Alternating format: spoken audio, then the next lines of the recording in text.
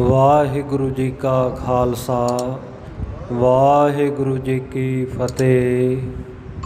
सत्कारयोग सतगुरां दी साजी नवाजी गुरु प्यारी साध संगत जुगो जुग अटल गुरता गद्दी ते शुभाएमान दसां पातशाहियां दी आत्मक जोत धन धन साहिब श्री गुरु ग्रंथ साहिब महाराज सच्चे पातशाह जी की अपार किरपा रहमत का सदका सतगुरां दे दर घर विखे दर्शन दीदारे गुरुद्वारा शहीद बाबा निहाल सिंह जी नगर तलन विखे आपां सारे रल मिल के सतगुरां दे दीदार कर रहे हाँ। सतगुरां ने मेहर कीती है संध्या दे दीवान दे विच गुरु की बाणी का कीर्तन सानू बख्शिया है। रहरास साहब दे पाठ उपरंत जो लड़ीवार इतिहासक कथा सतगुरु श्री गुरु गोबिंद सिंह साहब महाराज सच्चे पातशाह दे जीवन की चल रही है। इस कथा दे विच जुड़ बैठण दा कथा नूं पढ़न दा सुनन दा सुभाग आपां नूं सतगुरु ने रहमत करके बख्शिया है। सतगुरु जी दे प्यारे सिख ब्रह्म बेते महापुरख भाई दया सिंह जी संगतां दे सवालों के जवाब दे रहे हैं। गुरु के खालसिया ने विद्वाना ने जो सवाल भाई साहब जी नूं कीते यथाशक्त उत्तर दे के तसल्ली बख्श उत्तर दे के संगतां नूं किरतार्थ कर रहे हैं।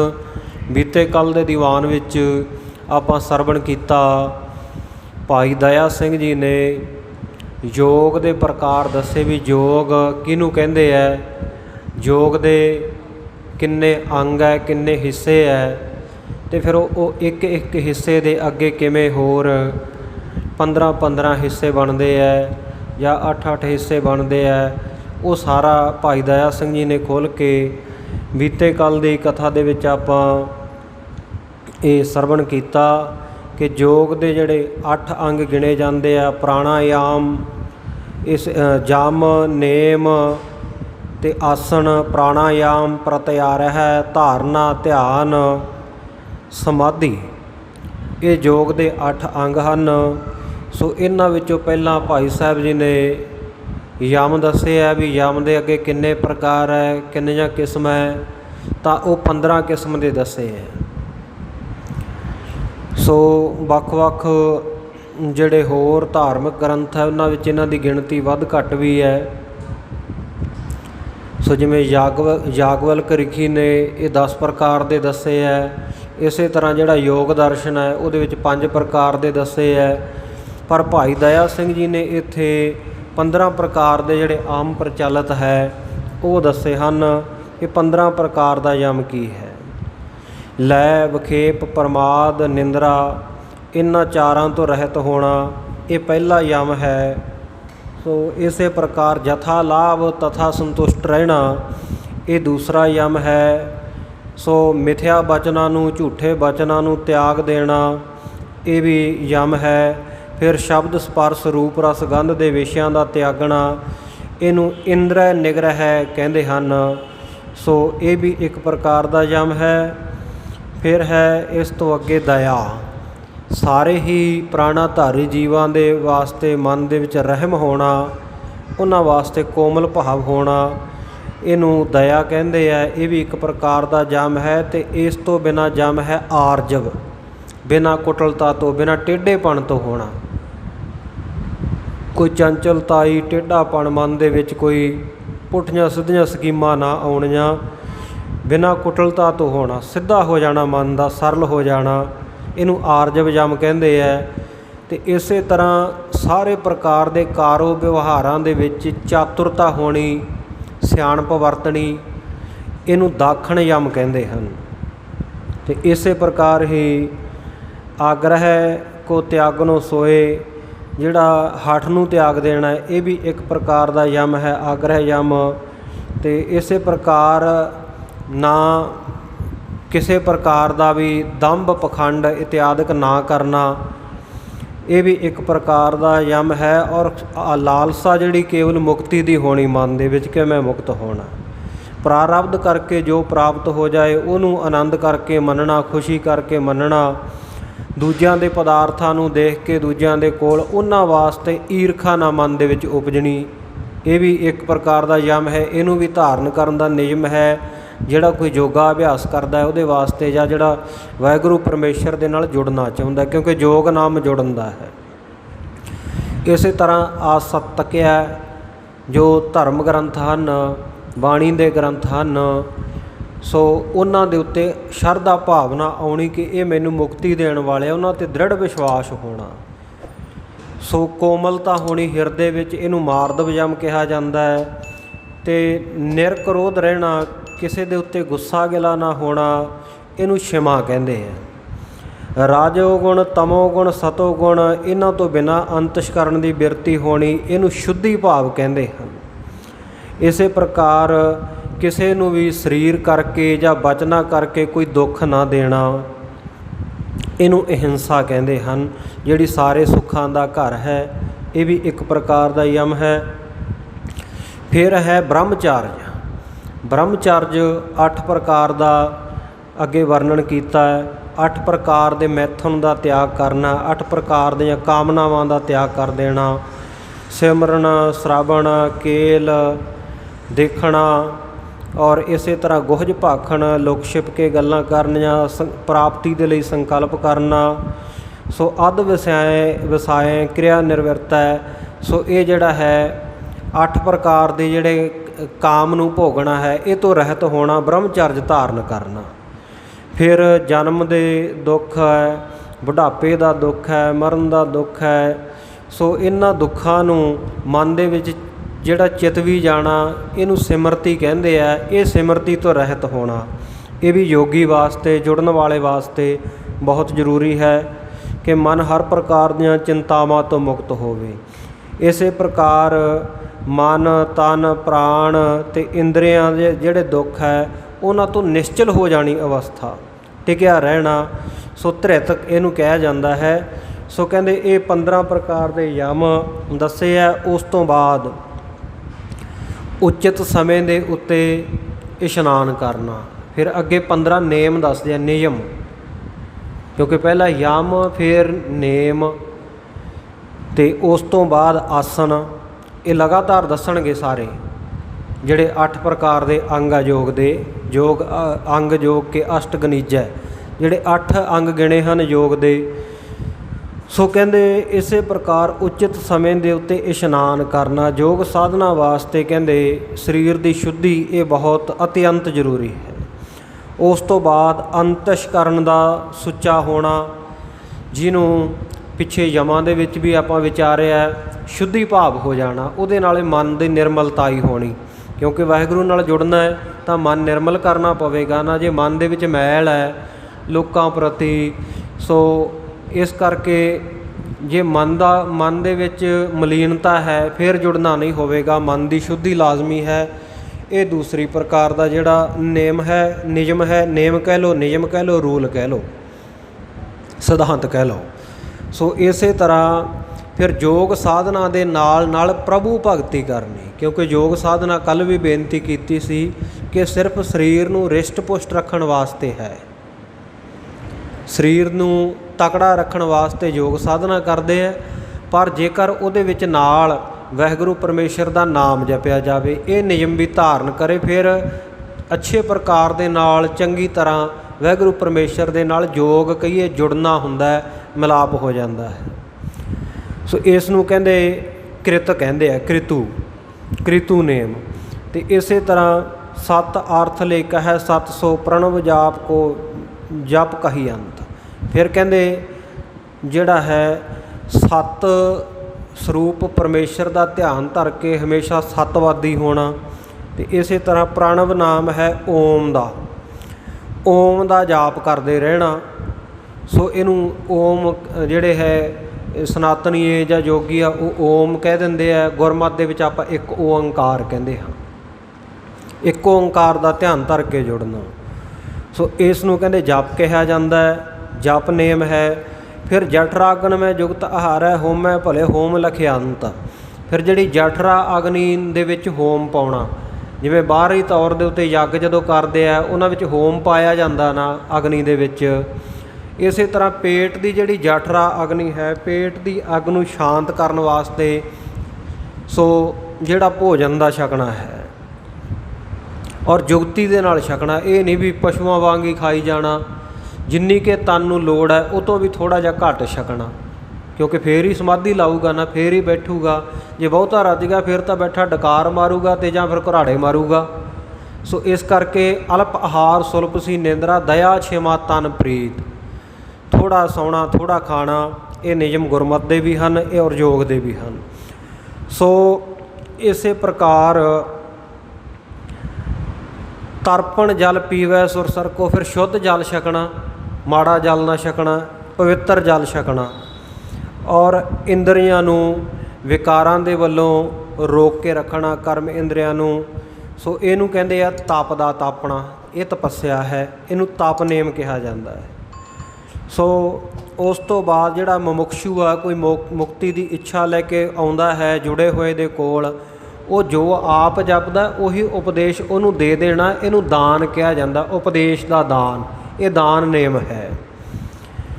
ਇੱਥੋਂ ਤੱਕ ਆਪਾਂ ਜਿਹੜੇ ਇਹ ਸਰਵਣ ਕਰ ਲਏ ਸੀ। ਇੱਕ ਤਿਤਿਖਿਆ ਰਹਿ ਗਿਆ ਸੀ, ਰਾਗ ਅਤੇ ਦਵੈਖ ਤੋਂ ਰਹਿਤ ਹੋ ਜਾਣਾ। ਦੋਵਾਂ ਨੂੰ ਸਹਿ ਲੈਣਾ, ਪਰ ਰਾਗ ਕਰਕੇ ਜਾਂ ਦਵੈਖ ਕਰਕੇ, ਖੁਸ਼ੀ ਕਰਕੇ ਜਾਂ ਗਮੀ ਕਰਕੇ ਦੁੱਖ ਸੁੱਖ ਨਾ ਮੰਨਣਾ, ਨਾ ਬਹੁਤਾ ਦੁਖੀ ਹੋਣਾ ਨਾ ਬਹੁਤਾ ਸੁਖੀ ਹੋਣਾ, ਸਮ ਅਵਸਥਾ ਦੇ ਵਿੱਚ ਰਹਿਣਾ। ਸੋ ਇਹ ਵੀ ਇਹਨੂੰ ਤਿਤਿਖਾ ਨੇਮ ਕਹਿੰਦੇ ਆ। ਤਿਤਿਖਿਆ, ਤਤੀਖਸ਼ਾ ਕਹਿ ਲਓ, ਤਿਤਿਖਿਆ ਕਹਿ ਲਓ, ਤਤੀਖਾ ਕਹਿ ਲਓ। ਸੋ ਇਹ ਇੱਥੋਂ ਤੱਕ ਜਿਹੜੇ ਆਪਾਂ ਨੇਮ ਪੜ੍ਹ ਲਏ ਸੀ। ਤਤੀਖਸ਼ਾ ਨੇਮ ਹੈ ਜਿਹੜਾ, ਇਹਦਾ ਥੋੜ੍ਹਾ ਜਿਹਾ ਆਪਾਂ ਹੋਰ ਵਿਸਥਾਰ ਕਰ ਲਈਏ। ਜਿਵੇਂ ਆਪਾਂ ਨਿਤਨੇਮ ਸਿਮਰਨ ਕਰਦੇ ਹਾਂ, ਅੰਮ੍ਰਿਤ ਵੇਲੇ ਉੱਠਦੇ ਹਾਂ, ਸਰੀਰ ਨੂੰ ਕੋਈ ਕਿਸੇ ਪ੍ਰਕਾਰ ਦਾ ਰੋਗ ਹੋ ਜਾਏ ਅਤੇ ਆਪਣੇ ਤੋਂ ਛੁੱਟ ਜਾਂਦਾ ਸਭ ਕੁਝ, ਆਪਣੇ ਨੇਮ ਛੁੱਟ ਜਾਂਦੇ ਆ। ਪਰ ਜੋ ਯੋਗਾ ਅਭਿਆਸੀ ਵਾਸਤੇ ਜਾਂ ਵਾਹਿਗੁਰੂ ਦੇ ਵਿੱਚ ਜੁੜਨ ਵਾਲਾ ਜਿਹੜਾ ਪਰਪੱਕ ਹੈ ਗੁਰਮੁਖ ਪਿਆਰਾ, ਉਹਦੇ ਵਾਸਤੇ ਨਿਯਮ ਹੈ ਵੀ ਕਿਸੇ ਪ੍ਰਕਾਰ ਦਾ ਵੀ ਸੰਕਟ ਆ ਜਾਵੇ ਸਰੀਰ ਦੇ ਉੱਤੇ, ਕਿਸੇ ਤਰ੍ਹਾਂ ਦੀ ਬਿਮਾਰੀ ਆ ਜਾਵੇ, ਪਰ ਅੰਮ੍ਰਿਤ ਵੇਲੇ ਉੱਠਣ ਦੇ ਨਿਤਨੇਮ ਦੇ ਨੇਮ ਨੂੰ ਨਹੀਂ ਛੱਡਣਾ। ਇਸੇ ਤਰ੍ਹਾਂ ਯੋਗੀਆਂ ਦਾ ਨਿਯਮ ਹੈ ਇਹ ਕਿ ਉਹਨਾਂ ਨੇ ਆਪਣੇ ਜੋ ਆਸਣ ਕਰਨੇ ਆ, ਧਿਆਨ ਕਰਨਾ, ਸਮਾਧੀ ਲਾਉਣੀ ਹੈ, ਉਹਨੂੰ ਛੱਡਣਾ ਨਹੀਂ। ਜਿਵੇਂ ਇਤਿਹਾਸ ਵਿੱਚ ਐਸਾ ਵੀ ਜ਼ਿਕਰ ਆਉਂਦਾ ਹੈ, ਧੰਨ ਸਤਿਗੁਰੂ ਨਾਨਕ ਦੇਵ ਮਹਾਰਾਜ ਸੱਚੇ ਪਾਤਸ਼ਾਹ ਜੀ ਦੇ ਵੱਡੇ ਸਪੁੱਤਰ ਸਤਿਗੁਰੂ ਜੀ ਦੇ ਫਰਜ਼ੰਦ ਬਾਬਾ ਸ਼੍ਰੀ ਚੰਦ ਜੀ ਮਹਾਰਾਜ, ਉਹਨਾਂ ਦੇ ਤਨ ਨੂੰ ਹਮੇਸ਼ਾ ਤਾਪ ਚੜ੍ਹਿਆ ਰਹਿੰਦਾ ਸੀ, ਬੁਖਾਰ ਚੜ੍ਹਿਆ ਰਹਿੰਦਾ ਸੀ, ਜਾਂ ਇਉਂ ਕਹਿ ਲਓ ਵੀ ਉਹ ਚੜ੍ਹਾ ਕੇ ਰੱਖਦੇ ਸੀ, ਕਿਉਂਕਿ ਉਹਨਾਂ ਦਾ ਇਹ ਖਿਆਲ ਸੀ ਵੀ ਜੇ ਸਰੀਰ ਨਿਰੋਗ ਹੋਇਆ, ਰਿਸ਼ਟ ਪੁਸ਼ਟ ਹੋਇਆ, ਫਿਰ ਇਹ ਸਰੀਰ ਨਾਲ ਭਗਤੀ ਨਹੀਂ ਕੀਤੀ ਜਾ ਸਕਦੀ। ਸੋ ਉਹਨੂੰ ਥੋੜ੍ਹਾ ਜਿਹਾ ਰੋਗੀ ਕਰਕੇ ਰੱਖਦੇ ਸੀ, ਤਾਪ ਚੜ੍ਹਾ ਕੇ ਰੱਖਦੇ ਸੀ। ਉਹਨਾਂ ਦਾ ਸਰੀਰ ਹਮੇਸ਼ਾ ਤਪਦਾ ਰਹਿੰਦਾ ਸੀ। ਬਾਬਾ ਸ਼੍ਰੀ ਚੰਦ ਜੀ ਦੇ ਜੀਵਨ ਦੇ ਵਿੱਚ ਜਦੋਂ ਆਪਾਂ ਪੜ੍ਹਦੇ ਹਾਂ, ਇਹ ਲਿਖਿਆ ਹੈ ਕਿ ਮਹਾਂਪੁਰਖਾਂ ਦਾ ਉਹਨਾਂ ਦਾ ਸਰੀਰ ਹਮੇਸ਼ਾ ਤਪਦਾ ਰਹਿੰਦਾ ਸੀ, ਸਰੀਰ ਨੂੰ ਤਾਪ ਚੜ੍ਹਾ ਕੇ ਰੱਖਦੇ। ਜਦੋਂ ਜਹਾਂਗੀਰ ਨੂੰ ਮਿਲੇ ਆ ਨਾ, ਤਾਂ ਜਦੋਂ ਉਹਨਾਂ ਨੇ ਕਿਸੇ ਨਾਲ ਗੱਲਬਾਤ ਕਰਨੀ ਹੁੰਦੀ ਸੀ, ਸੋ ਉਸ ਵੇਲੇ ਉਹ ਬੁਖਾਰ ਲਾ ਦਿੰਦੇ ਸਨ, ਕਿਉਂਕਿ ਉਹਨਾਂ ਦੀ ਮਰਜ਼ੀ ਦੇ ਅਧੀਨ ਸੀ ਨਾ, ਉਹਨਾਂ ਦੇ ਵੱਸ ਦੇ ਵਿੱਚ ਸੀ, ਉਦੋਂ ਲਾ ਦਿੰਦੇ ਸਨ। ਅਤੇ ਜਦੋਂ ਫਿਰ ਉਹਨਾਂ ਨੇ ਜੁੜਨਾ ਭਗਤੀ ਦੇ ਵਿੱਚ, ਸਰੀਰ ਨੂੰ ਹਮੇਸ਼ਾ ਤਾਪ ਚੜ੍ਹਾ ਕੇ ਰੱਖਣਾ, ਬੁਖਾਰ ਚੜ੍ਹਾ ਕੇ ਰੱਖਣਾ, ਐਨ ਤਪਦਾ ਹੋਣਾ ਉਹਨਾਂ ਦਾ ਸਰੀਰ ਪੂਰਾ। ਜਹਾਂਗੀਰ ਨੂੰ ਜਿਸ ਵੇਲੇ ਮਿਲੇ ਹੈ, ਉਹਨੇ ਜਦੋਂ ਗੱਲਬਾਤ ਸ਼ੁਰੂ ਕੀਤੀ ਅਤੇ ਮਹਾਂਪੁਰਖਾਂ ਨੇ, ਬਾਬਾ ਸ਼੍ਰੀ ਚੰਦ ਜੀ ਮਹਾਰਾਜ ਨੇ, ਇਹਨਾਂ ਨੇ ਨਾ ਆਪਣੀ ਜਿਹੜੀ ਉੱਪਰ ਓਢੀ ਹੋਈ ਲੋਈ ਹੁੰਦੀ ਸੀ ਉਹ ਲਾ ਕੇ ਪਾਸੇ ਰੱਖ ਦਿੱਤੀ ਅਤੇ ਤਾਪ ਨੂੰ ਵੀ ਉਹਦੇ ਵਿੱਚ ਬਿਠਾ ਦਿੱਤਾ। ਅਤੇ ਹੁਣ ਤਾਪ ਉਹਦੇ ਵਿੱਚ ਪਿਆ ਉਸਲ ਵੱਟੇ ਲਵੇ, ਉਹ ਹਿੱਲੇ ਚਾਦਰ। ਜਦੋਂ ਲੋਈ ਹਿੱਲੇ, ਚਾਦਰ ਹਿੱਲੇ, ਤਾਂ ਜਹਾਂਗੀਰ ਨੇ ਪੁੱਛਿਆ ਕਿ ਮਹਾਰਾਜ ਜੀ ਵੀ ਤੁਸੀਂ ਆਹ ਚਾਦਰ ਦੇ ਵਿੱਚ ਕੀ ਲੁਕੋ ਕੇ ਰੱਖਿਆ? ਤਾਂ ਉਹਨਾਂ ਨੇ ਆਖਿਆ ਵੀ ਸਾਧੂ ਸੰਤਾਂ ਦਾ ਇਹ ਜਿਹੜਾ ਕੋਈ ਹੁੰਦਾ ਨਾ ਗੁਪਤ ਗੱਲਾਂ, ਇਹਨਾਂ ਨੂੰ ਪੁੱਛੀਦਾ ਨਹੀਂ ਹੁੰਦਾ, ਤੁਸੀਂ ਰਹਿਣ ਦਿਓ। ਤਾਂ ਉਹ ਕਹਿਣ ਲੱਗਾ ਜੀ ਨਹੀਂ, ਮੈਨੂੰ ਤਾਂ ਦੱਸੋ ਇਹਦੇ ਵਿੱਚ ਕੀ ਹੈ, ਮੈਨੂੰ ਤਾਂ ਦਿਖਾਓ, ਕਰਾਓ ਦਰਸ਼ਨ। ਕਹਿੰਦੇ ਅੱਛਾ ਦਰਸ਼ਨ ਕਰਨੇ ਆ? ਅਤੇ ਉਸੇ ਵੇਲੇ ਕਹਿੰਦੇ ਭਾਈ ਆ ਜਾ ਭਗਤਾ, ਇਹਨੂੰ ਦਰਸ਼ਨ ਦੇ ਦੇ। ਅਤੇ ਫਿਰ ਜਹਾਂਗੀਰ ਨੂੰ ਚੜ੍ਹ ਗਿਆ ਬੁਖਾਰ, ਅਤੇ ਫਿਰ ਮਾਰੇ ਚੀਕਾਂ, ਕਹਿੰਦਾ ਮਹਾਂਪੁਰਸ਼ੋ ਵਾਪਸ ਲੈ ਲਓ, ਕਹਿੰਦਾ ਆਪਣਾ। ਸੋ ਹਮੇਸ਼ਾ ਐਸੀ ਬਿਰਤੀ, ਉਹ ਤਨ ਨੂੰ ਤਪਾ ਕੇ ਰੱਖਣਾ, ਪਰ ਫਿਰ ਵੀ ਪਰਮੇਸ਼ਰ ਦੇ ਨਾਮ ਦੇ ਵਿੱਚ ਉਹਨਾਂ ਮਹਾਂਪੁਰਖਾਂ ਨੇ ਜੁੜੇ ਰਹਿਣਾ।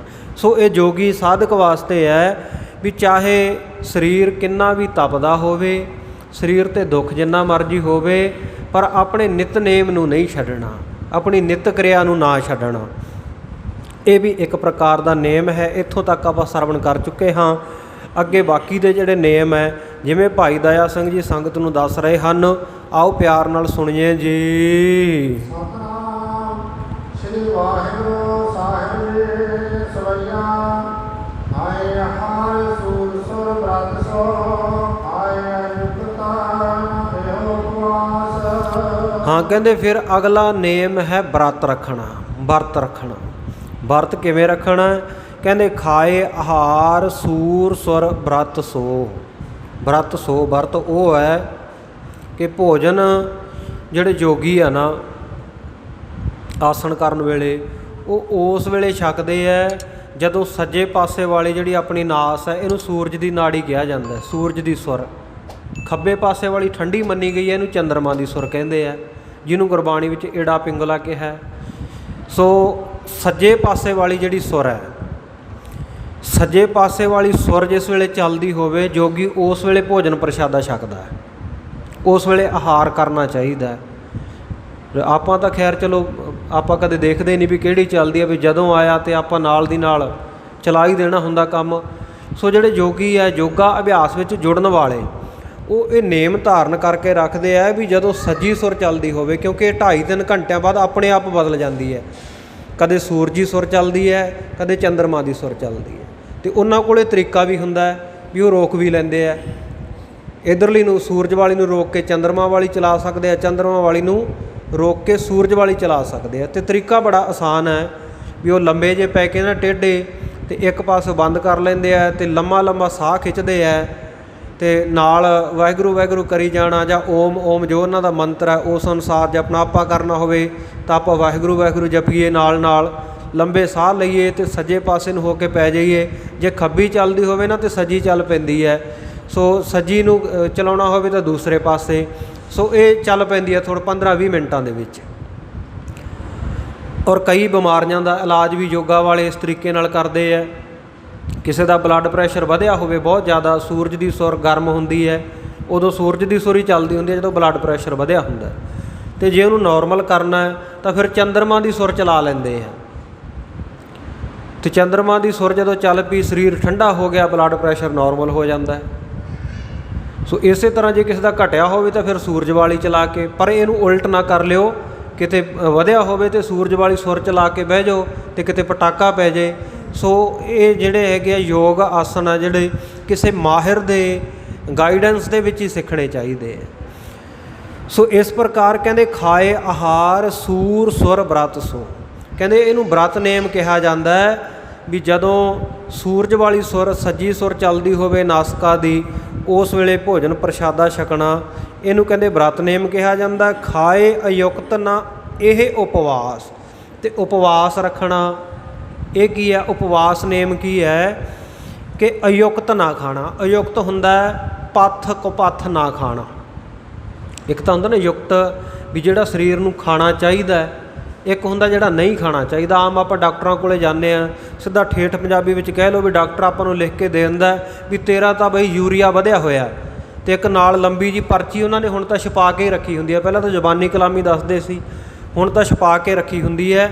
ਇੱਕ ਪਾਸੇ ਰੱਖਿਆ ਹੁੰਦਾ ਡੂਜ਼ ਅਤੇ ਇੱਕ ਪਾਸੇ ਡੋਂਟਸ। ਆਹ ਕਰਨਾ, ਆਹ ਨਹੀਂ ਕਰਨਾ, ਆਹ ਖਾਣਾ, ਆਹ ਨਹੀਂ ਖਾਣਾ। ਉਹਨੂੰ ਕਹਿੰਦੇ ਪੱਥ ਅਤੇ ਕੁਪੱਥ। ਪੱਥ ਜੋ ਖਾਣਾ, ਕੁਪੱਥ ਜਿਹੜਾ ਨਹੀਂ ਖਾਣਾ। ਜਿਵੇਂ ਡਾਕਟਰ ਕਹੇ ਵੀ ਤੈਂ ਭਾਈ ਗਰਮ ਜਲ ਛਕਣਾ, ਗਰਮ ਪਾਣੀ ਪੀਣਾ, ਇਹ ਪੱਥ ਹੋ ਗਿਆ। ਅਤੇ ਜੇ ਜਿਹੜਾ ਠੰਡਾ ਪਾਣੀ ਨਹੀਂ ਪੀਣਾ, ਫਰਿੱਜ ਵਾਲਾ ਪਾਣੀ ਨਹੀਂ ਪੀਣਾ, ਇਹ ਕੁਪੱਥ ਹੋ ਗਿਆ। ਸੋ ਪੱਥ ਕੁਪੱਥ ਦਾ ਪਰਹੇਜ਼ ਕਰਨਾ। ਡਾਕਟਰ ਕਹੇ ਵੀ ਤੈਂ ਦੇਸੀ ਘਿਓ ਜਾਂ ਹੋਰ ਚੀਜ਼ਾਂ ਇਹ ਛੱਡ ਦੇਣੀਆਂ, ਇਹ ਪੱਥ ਹੋ ਗਿਆ। ਅਤੇ ਜੇ ਉਹਨੂੰ ਖਾਂਦਾ ਫਿਰ ਕੁਪੱਥ ਹੋ ਗਿਆ। ਸੋ ਇਸੇ ਤਰ੍ਹਾਂ ਜਿਵੇਂ ਆਮ ਹੀ ਆਪਣੇ ਭਾਸ਼ਾ ਦੇ ਵਿੱਚ ਆਪਾਂ ਸ਼ਬਦ ਵਰਤਦੇ ਜ਼ਰੂਰ ਹਾਂ, ਪਰ ਆਪਾਂ ਕਈ ਵਾਰ ਅਰਥਾਂ ਦਾ ਖਿਆਲ ਨਹੀਂ ਕਰਦੇ। ਆਪਾਂ ਡਾਕਟਰ ਕੋਲ ਜਦੋਂ ਦਵਾਈ ਲੈਂਦੇ ਹਾਂ ਨਾ, ਅਤੇ ਅਚਨਚੇਤ ਹੀ ਸਾਡੇ ਮੂੰਹ ਵਿੱਚੋਂ ਇਹ ਗੱਲ ਨਿਕਲ ਜਾਂਦੀ ਵੀ ਡਾਕਟਰ ਸਾਹਿਬ ਇਹਦਾ ਕੋਈ ਪੱਥ ਪਰਹੇਜ਼ ਵੀ ਹੈ ਦਵਾਈ ਦਾ। ਇਹੀ ਕਹਿੰਦੇ ਨਾ ਆਪਾਂ ਵੀ ਕੋਈ ਪੱਥ ਪਰਹੇਜ਼ ਵੀ ਹੈ, ਵੀ ਖਾਣਾ ਵੀ ਹੈ ਅਤੇ ਕਿਸੇ ਚੀਜ਼ ਤੋਂ ਪਰਹੇਜ਼ ਵੀ ਕਰਨਾ। ਉਹਨੂੰ ਕਹਿੰਦੇ ਆ ਪੱਥ ਕੁਪੱਥ ਜਾਂ ਅਯੁਕਤ। ਸੋ ਕਹਿੰਦੇ ਅਯੁਕਤ ਨਾ ਖਾਵੇ।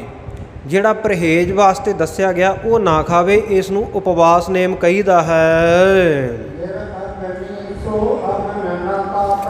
ਫਿਰ ਅਗਲਾ ਨੇਮ ਹੈ ਯੋਗੀ ਦੇ ਵਾਸਤੇ ਕਿ ਉਹ ਨਿਰਅਗਨੀ ਰਹੇ, ਅੱਗ ਨਾ ਸੇਕੇ, ਕਿਉਂਕਿ ਜੇ ਅੱਗ ਸੇਕੇਗਾ ਤੇ ਫਿਰ ਤਾਂ ਉਹ ਉੱਠ ਹੀ ਨਹੀਂ ਸਕਦਾ, ਆਲਸ ਪਵੇਗਾ। ਸਰਦੀਆਂ ਵਿੱਚ ਆਪਾਂ ਅੱਗ ਕੋਲੇ ਬੈਠੇ ਹੁੰਦੇ, ਆਪਾਂ ਨੂੰ ਆਵਾਜ਼ਾਂ ਮਾਰਦੇ ਰਹਿੰਦੇ ਆ, ਫਿਰ ਵੀ 5-7 ਮਿੰਟ ਆਪਾਂ ਵੱਧ ਲਾ ਦਿੰਦੇ ਆ। ਅਤੇ ਇਸੇ ਪ੍ਰਕਾਰ ਜਿਹੜੀ ਅੱਗ ਹੈ, ਜਦੋਂ ਬਹੁਤਾ ਜਿਹੜਾ ਬੰਦਾ ਅੱਗ ਸੇਕਦਾ ਨਾ, ਅੱਗ ਕੀ ਕਰਦੀ ਹੈ ਵੀ ਸਾਡੇ ਖੂਨ ਨੂੰ ਮਚਾ ਦਿੰਦੀ ਹੈ। ਜਦੋਂ ਜ਼ਿਆਦਾ ਅੱਗ ਸੇਕਦੇ ਆ ਨਾ, ਖੂਨ ਸੜਦਾ ਹੈ ਅਤੇ ਜਿਸ ਕਰਕੇ ਸਰੀਰ ਵਿੱਚ ਕਮਜ਼ੋਰੀ ਹੋ ਜਾਂਦੀ ਹੈ। ਕਦੇ ਦੇਖਿਓ ਜਿਹੜਾ ਬੰਦਾ ਬਹੁਤਾ ਅੱਗ ਸੇਕਦਾ ਹੋਊ ਉਹਦਾ ਸਰੀਰ ਬੜਾ ਕਮਜ਼ੋਰ ਹੋਊ, ਉਹਨੂੰ ਠੰਡ ਵੀ ਜ਼ਿਆਦਾ ਲੱਗੂਗੀ, ਸਰੀਰ ਕਮਜ਼ੋਰ ਹੋਊਗਾ, ਕਿਉਂਕਿ ਅੱਗ ਸੇਕ ਕੇ ਸਰੀਰ ਦਾ ਖੂਨ ਸੜ ਜਾਂਦਾ ਹੈ, ਖੂਨ ਜਲ ਜਾਂਦਾ ਹੈ। ਸੋ ਇਸ ਕਰਕੇ ਕਹਿੰਦੇ ਜਿਹੜਾ ਯੋਗ ਸਾਧਨਾ ਵਾਲਾ ਹੈ, ਯੋਗ ਅਭਿਆਸ ਕਰਨ ਵਾਲਾ, ਉਹ ਨਿਰਅਗਨੀ ਨੇਮ ਨੂੰ ਧਾਰਨ ਕਰੇ, ਅੱਗ ਨਾ ਸੇਕੇ। ਫਿਰ ਅਗਲਾ ਨੇਮ ਹੈ ਇਸਤਰੀ ਵਰਜਨ ਦਾ, ਇਸਤਰੀ ਦਾ ਸੰਗ ਨਾ ਕਰੇ।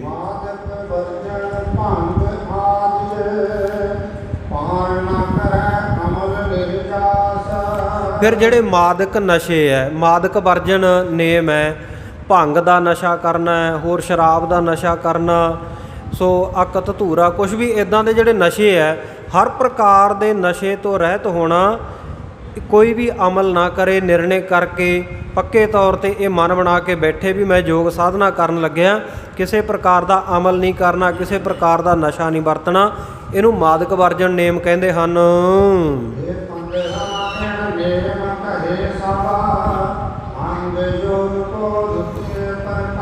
ਇਹ ਕਹਿੰਦੇ 15 ਜਿਹੜੇ ਪਹਿਲਾਂ ਯਮ ਕਹੇ ਸੀ, ਹੁਣ ਇਹ 15 ਨੇਮ ਕਹੇ ਹਨ ਗਿਣ ਕੇ।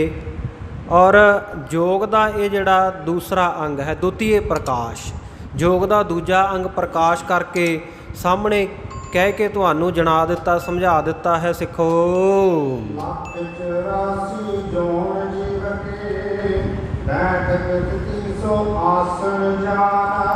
ਹਾਂ, ਫਿਰ ਯਮ ਨੇਮ ਤੇ ਤੀਜਾ ਹੈ ਆਸਣ। ਹੁਣ ਆਸਣ ਦੱਸਦੇ ਆ ਵੀ ਆਸਣ ਕਿਹਨੂੰ ਕਹਿੰਦੇ ਆ। ਕਹਿੰਦੇ 1,84 ਜੋਨ ਜੀਵ ਕੀ, 84 ਲੱਖ ਜੂਨਾਂ ਹਨ ਜੀਵਾਂ ਦੀਆਂ। ਇਹ ਤਾਂ ਆਪਾਂ ਗੁਰਬਾਣੀ ਵਿੱਚ ਵੀ ਪੜ੍ਹਦੇ ਹਾਂ ਨਾ, 1,84 ਭ੍ਰਮਤਿਆ ਦੁਲੱਭ ਜਨਮ ਅਬ ਪਾਇਓਏ। 84 ਲੱਖ ਜੂਨਾਂ ਹਨ। ਸੋ 84 ਲੱਖ ਜੂਨਾਂ ਦੇ ਜਿਹੜਾ ਬੈਠਣ ਦਾ ਤਰੀਕਾ, ਬੈਠਕ ਹੈ, ਕਿਵੇਂ ਬਹਿੰਦੀਆਂ 84 ਲੱਖ ਜੂਨਾਂ। ਸੋ ਕਹਿੰਦੇ ਉਹਨਾਂ ਨੂੰ ਕਹਿੰਦੇ ਓਨੇ ਆਸਣ ਜਾਣ ਲਓ, ਭਾਵ 84 ਲੱਖ ਹੀ ਆਸਣ ਹਨ।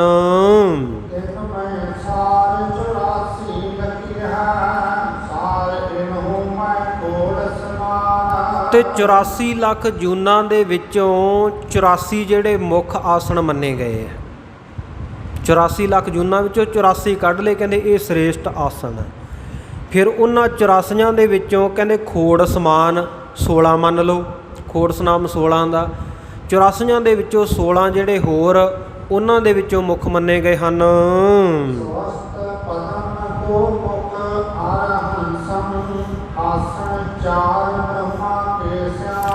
ਹੁਣ ਇਹ ਜਿਹੜੇ 16 ਆਸਣ ਮੁੱਖ ਹੈ ਉਹ ਦੱਸਦੇ ਆ ਵੀ ਕਿਹੜੇ ਕਿਹੜੇ ਹੈ। ਪਹਿਲਾ ਹੈ ਸਵਸਥ ਆਸਣ, ਸਿੱਧਾ ਸਰੀਰ ਨੂੰ ਕਰਕੇ ਬੈਠਣਾ, ਤਣ ਕੇ ਬੈਠਣਾ।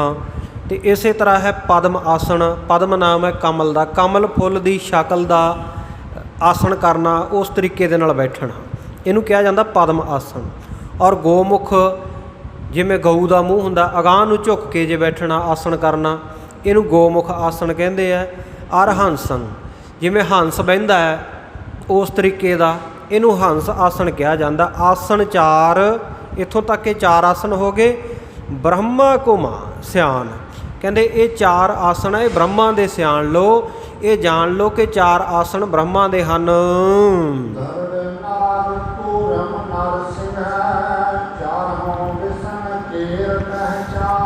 ਹੁਣ ਬ੍ਰਹਮਾ ਤੋਂ ਬਾਅਦ ਵਿਸ਼ਨੂੰ ਦੇ 4 ਆਸਣ ਦੱਸਦੇ ਆ ਵੀ ਇਹ 4 ਆਸਣ ਵਿਸ਼ਨੂੰ ਦੇ ਪਛਾਣ ਲਓ। ਉਹ ਕਿਹੜੇ ਕਿਹੜੇ ਹੈ?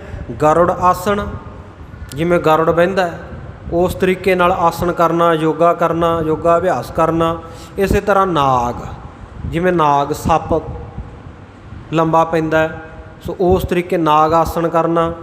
ਇਸੇ ਤਰ੍ਹਾਂ ਕੂਰਮ, ਕੂਰਮ ਨਾਮ ਹੈ ਕੱਛੂ ਕੁੰਮੇ ਦਾ, ਕੱਛੂ ਦਾ।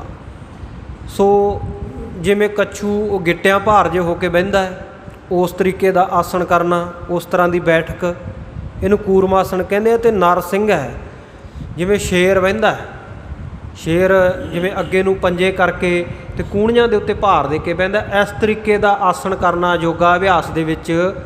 ਸੋ ਉਹਨੂੰ ਨਰਸਿੰਘ ਆਸਣ ਕਹਿੰਦੇ ਆ। ਅਤੇ ਇਹ 4 ਆਸਣ ਕਹਿੰਦੇ ਵਿਸ਼ਨੂੰ ਦੇ ਪਛਾਣ ਲਵੋ। ਵੀਰ ਮਯੂਰ ਵਜ ਸਿੱਧ ਚਾਹਾ ਰੁਦਰਾਸਨ ਕੇ ਤਰੈ ਬਨਾਏ। ਇਸੇ ਪ੍ਰਕਾਰ ਕਹਿੰਦੇ ਫਿਰ ਵੀਰ ਆਸਣ, ਯੋਧਿਆਂ ਸੂਰਮਿਆਂ ਵਾਲਾ ਆਸਣ, ਜਿਹੜਾ ਗੋਡਾ ਧਰਤੀ ਦੇ ਉੱਤੇ ਲਾ ਕੇ ਦੂਸਰਾ ਗੋਡਾ ਖੜਾ ਕਰਨਾ। ਸੋ ਇਹ ਵੀਰ ਆਸਣ ਆ। ਅੰਮ੍ਰਿਤ ਛਕਣ ਵੇਲੇ ਵੀ ਵੀਰ ਆਸਣ ਦੇ ਵਿੱਚ ਬਿਠਾਇਆ ਜਾਂਦਾ ਸੰਗਤ ਨੂੰ, ਅੰਮ੍ਰਿਤ ਅਭਿਲਾਖੀਆਂ ਨੂੰ।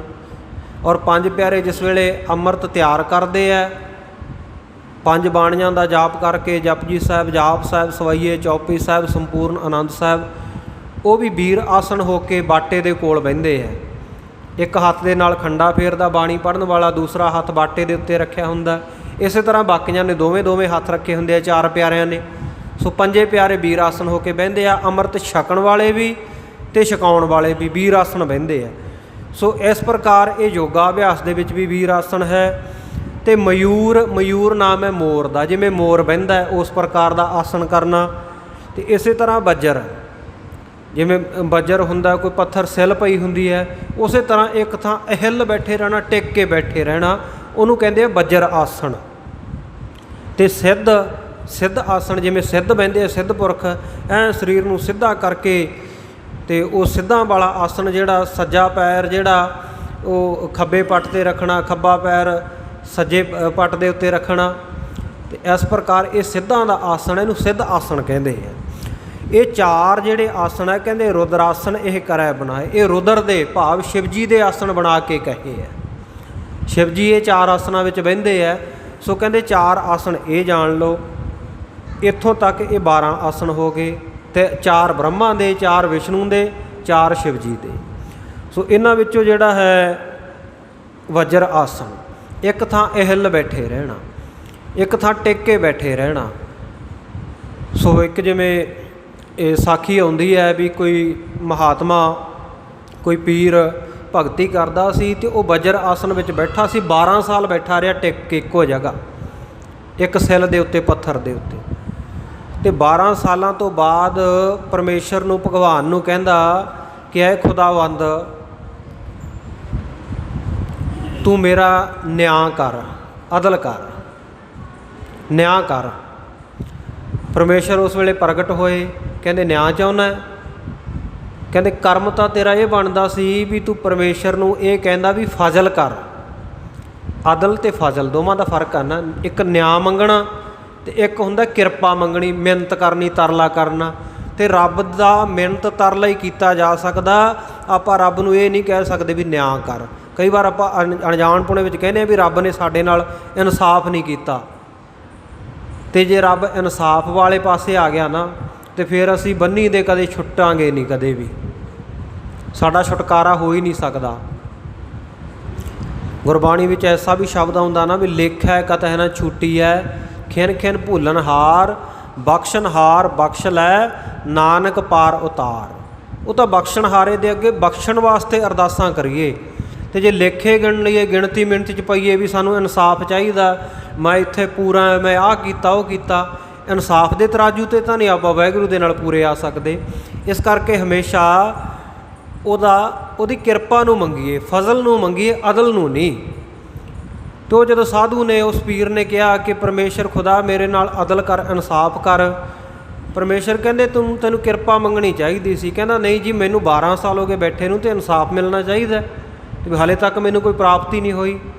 ਕਹਿੰਦੇ ਅੱਛਾ, ਅਦਲ ਦੀ ਗੱਲ ਕਰਦਾ, ਇਨਸਾਫ ਦੀ ਗੱਲ ਕਰਦਾ ਹੈ? ਕਹਿੰਦੇ ਫਿਰ ਇਨਸਾਫ ਇਹ ਹੈ ਵੀ ਜਿਹੜੀ ਸਿਲ ਦੇ ਉੱਤੇ, ਜਿਹੜੇ ਪੱਥਰ ਦੇ ਉੱਤੇ ਤੂੰ ਵਜਰ ਆਸਣ ਕਰਕੇ 12 ਸਾਲ ਬੈਠਾ ਰਿਹਾ ਨਾ, ਹੁਣ 12 ਸਾਲ ਇਹਨੂੰ ਆਪਣੇ ਉੱਤੇ ਬਿਠਾ ਲਾ, ਇਹਨੂੰ ਸਿਰ 'ਤੇ ਚੱਕ ਲਾ। ਬੋਲੋ ਸਤਨਾਮ ਸ਼੍ਰੀ ਵਾਹਿਗੁਰੂ। ਦੇਖੋ ਪਰਮੇਸ਼ਰ ਦਾ ਇਨਸਾਫ। ਕਹਿੰਦੇ ਜਿਹੜਾ ਪੱਥਰ ਦੇ ਉੱਤੇ ਬਹਿ ਕੇ ਤੂੰ ਜੋ ਕਰਮ ਕੀਤਾ ਹੈ, ਜੋ ਜਾਪ ਜਪਿਆ, ਉਹਦਾ ਫਲ ਤਾਂ ਦੇਵਾਂਗੇ ਬਾਅਦ 'ਚ। ਪਹਿਲਾਂ ਤੂੰ ਇਨਸਾਫ ਦੀ ਗੱਲ ਕੀਤੀ ਹੈ ਨਾ, ਅਤੇ ਹੁਣ 12 ਸਾਲ ਤੂੰ ਇਹਦੇ ਸਿਰ 'ਤੇ ਬੈਠਾ ਹੈ, 12 ਸਾਲ ਇਹਨੂੰ ਸਿਰ 'ਤੇ ਚੱਕ ਕੇ ਰੱਖ। ਸੋ ਕਦੇ ਵੀ ਪਰਮੇਸ਼ਰ ਤੋਂ ਇਨਸਾਫ ਨਾ ਮੰਗੀਏ, ਉਹਦੀ ਕਿਰਪਾ ਮੰਗੀਏ। ਵਾਹਿਗੁਰੂ ਦੇ ਅੱਗੇ ਇਹ ਬੇਨਤੀ ਕਰੀਏ, ਮਹਾਰਾਜ ਕਿਰਪਾ ਹੀ ਕਰੋ, ਕਿਉਂਕਿ ਤੁਮਰੀ ਕਿਰਪਾ ਮਹਿ ਸੂਖ ਘਨੇਰੇ। ਉਹਦੀ ਕਿਰਪਾ ਵਿੱਚ ਘਨੇਰੇ ਸੁੱਖ ਹੈ, ਪੰਡਾਂ ਦੀਆਂ ਪੰਡਾਂ ਸੁੱਖਾਂ ਦੀਆਂ, ਇਨਸਾਫ ਨਾਲ ਨਹੀਂ। ਕਿਉਂਕਿ ਵਾਹਿਗੁਰੂ ਪਰਮੇਸ਼ਰ ਦੇ ਦਰ ਦੇ ਉੱਤੇ ਕੇਸ ਲਾ ਕੇ ਥੋੜ੍ਹੀ ਆਪਾਂ ਜਿੱਤ ਜਾਵਾਂਗੇ। ਇਹ ਤਾਂ ਦੁਨਿਆਵੀ ਅਦਾਲਤਾਂ 'ਚ ਹੁੰਦਾ ਹੈ, ਉਹ ਵੀ ਜੇ ਚੰਗੀ ਕਿਸਮਤ ਹੋਵੇ ਤਾਂ ਹੱਕ ਵਿੱਚ ਹੋ ਜਾਂਦਾ ਹੈ, ਅਤੇ ਜੇ ਉੱਥੇ ਵੀ ਕੋਈ ਰਿਸ਼ਵਤਖੋਰੀ ਡੰਡਾ ਜੋਰੀ ਚੱਲ ਜਾਏ ਤਾਂ ਫਿਰ ਉਹ ਵੀ ਦੂਜੇ ਪਾਸੇ ਹੋ ਜਾਂਦਾ। ਸੋ ਇਨਸਾਫ ਪਰਮੇਸ਼ਰ ਤੋਂ ਨਹੀਂ, ਪਰਮੇਸ਼ਰ ਤੋਂ ਕਿਰਪਾ ਮੰਗੀ। ਸੋ ਉਹ ਵਜਰ ਆਸਣ ਦੇ ਵਿੱਚ ਬੈਠਾ ਸੀ ਸਾਧੂ। ਇਹਨੂੰ ਵਜਰ ਆਸਣ ਕਹਿੰਦੇ, ਵੀ ਇੱਕੋ ਜਗ੍ਹਾ ਟਿਕ ਕੇ ਜਿਵੇਂ ਉਹ 12 ਸਾਲ ਬੈਠਾ ਰਿਹਾ। ਇਹ 4 ਪ੍ਰਕਾਰ ਦੇ ਆਸਣ ਜਿਹੜੇ ਇਹ ਸ਼ਿਵ ਭਗਵਾਨ ਦੇ ਕਹੇ ਹਨ।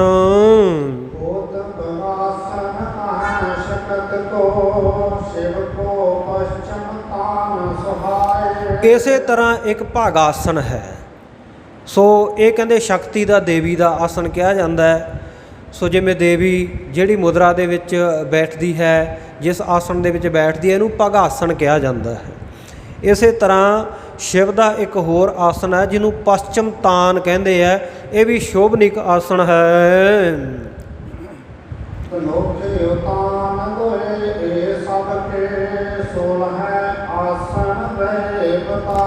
ਇਸੇ ਤਰ੍ਹਾਂ ਧਨੁਖ ਆਸਣ ਹੈ। ਐਂ ਕਮਾਨ ਦੀ ਤਰ੍ਹਾਂ ਸਰੀਰ ਦੀ ਮੁਦਰਾ ਬਣਾਉਣੀ, ਇਹਨੂੰ ਧਨੁਖ ਆਸਣ ਕਿਹਾ ਜਾਂਦਾ ਹੈ। ਸੋ ਇਸੇ ਪ੍ਰਕਾਰ ਉਤਾਨ ਆਸਣ ਹੈ। ਸੋ ਇਹ ਦੋਵੇਂ ਜਿਹੜੇ ਆਸਣ ਹਨ, ਇੱਥੋਂ ਤੱਕ ਕਹਿੰਦੇ 16 ਆਸਣ ਦੱਸ ਦਿੱਤੇ ਹਨ।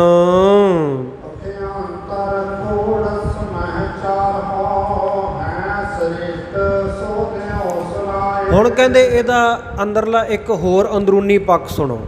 ਇਹ 16 ਦੇ ਵਿੱਚੋਂ ਕਹਿੰਦੇ ਪਖਿਆੰਤਰ ਖੋੜ ਸਮੈ ਚਾਰੋਂ ਹੈ, ਸ੍ਰੇਸ਼ਟ ਸੋ ਦਿਓ ਸੁਣਾਏ। ਇਹਨਾਂ 16 ਦੇ ਵਿੱਚੋਂ ਕਹਿੰਦੇ ਜਿਹੜੇ 4 ਆਸਣ ਸ੍ਰੇਸ਼ਟ ਹੈ, ਸੋ ਉਹ ਕਹਿੰਦੇ ਤੁਹਾਨੂੰ ਸੁਣਾਉਂਦੇ ਹਾਂ।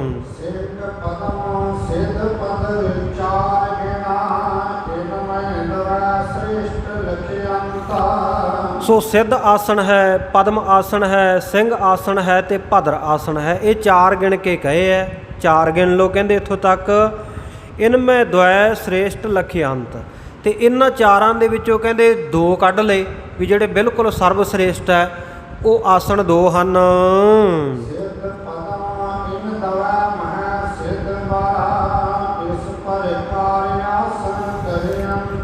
ਕਹਿੰਦੇ ਜਿਹੜੇ ਪ੍ਰਮੁੱਖ ਆਸਣ ਹੈ 2 ਕੱਢ ਲਏ।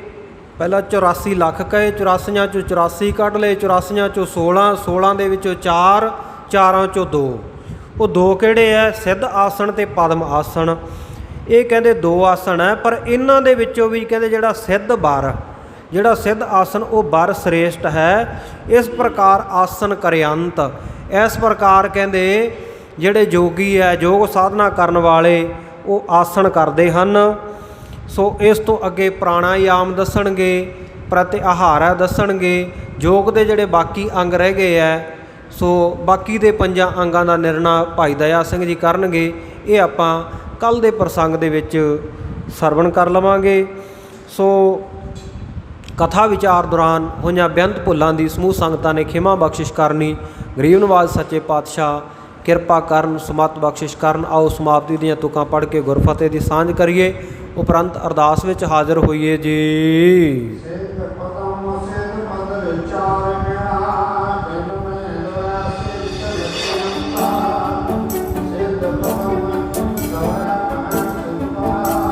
ਇਸ ਪ੍ਰਕਾਰ ਆਸਨ ਕਰਿਅੰਤ।